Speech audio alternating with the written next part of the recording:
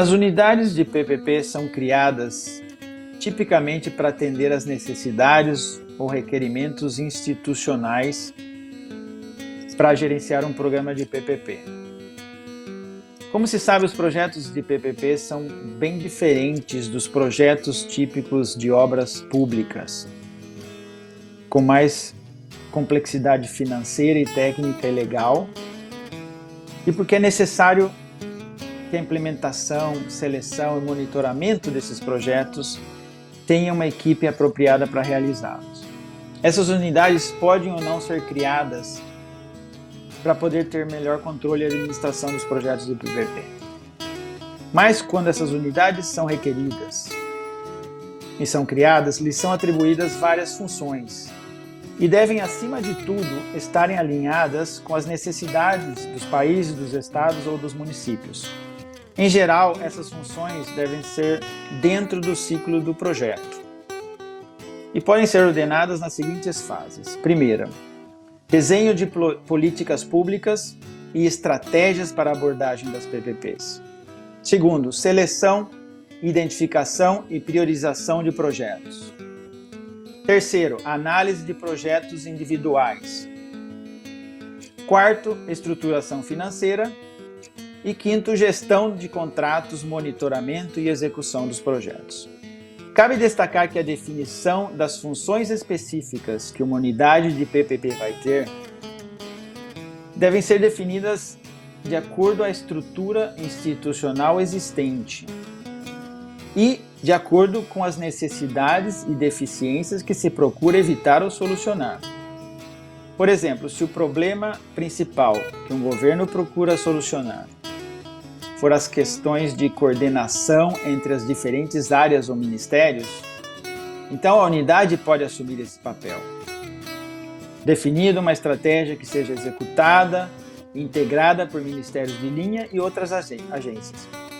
Mas se o problema surge posteriormente no ciclo do projeto, por exemplo, se houver uma estratégia clara e os ministérios de linha estejam alinhados, mas há uma dificuldade para que o governo identifique projetos rentáveis e bancáveis, então neste caso o foco da unidade pode ser mais transacional, ou seja, avaliar riscos, contratar estudos, fazer uma ponte com sócios financeiros e técnicos.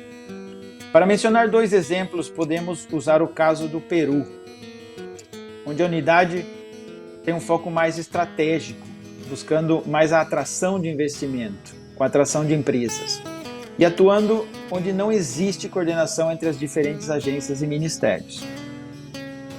O caso da Colômbia, por sua vez, é mais transacional, ou seja, identificam projetos rentáveis, criando as condições para que sejam estruturados, inclusive avaliando projetos que o próprio setor privado envia ao governo. No caso do Brasil, há uma unidade que faz a coordenação estratégica do pipeline.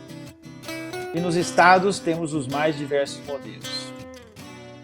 Resumindo, é fundamental que as funções que desenvolvem as unidades de PPP estejam de acordo com as necessidades do país, estado ou município, sem duplicar esforços.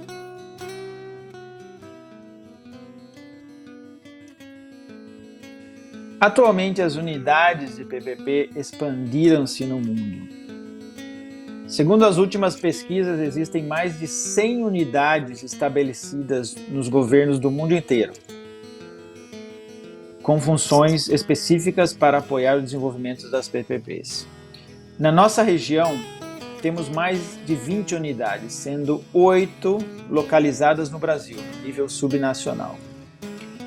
Países com renda média alta, como o México, a Colômbia, o Peru, o Brasil e o Chile, onde as PPPs têm um grau de maturidade maior, têm estruturas mais desenvolvidas para a gestão de seus projetos. Por outro lado, países como Honduras e Guatemala estão começando suas próprias unidades, nas quais estaremos observando sua evolução no tempo para ver seus resultados.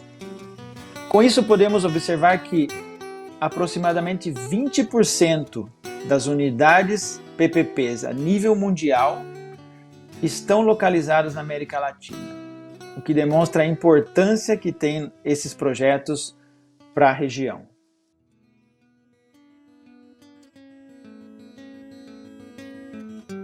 A implementação de unidades de PPP é conveniente quando as agências implementadoras dos ministérios ou secretarias não têm as capacidades ou incentivos para fazê-lo de maneira eficiente.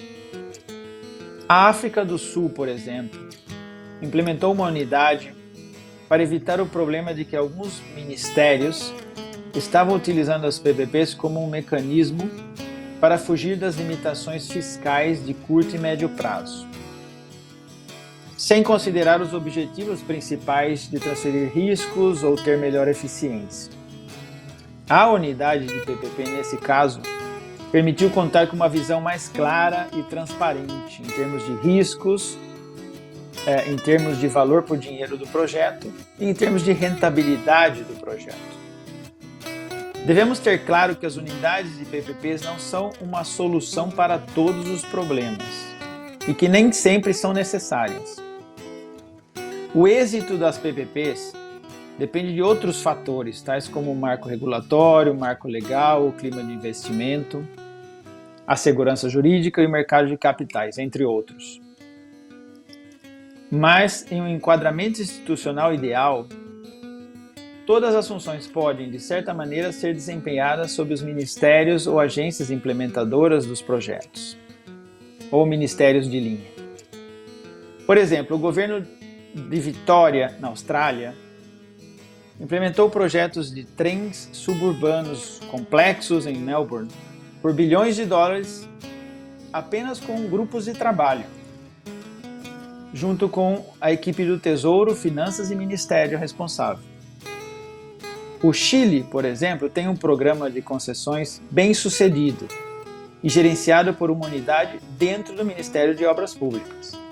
Em resumo, há muitos modelos possíveis e temos que aprender com os casos bem-sucedidos para adaptar a realidade de cada governo e de cada país.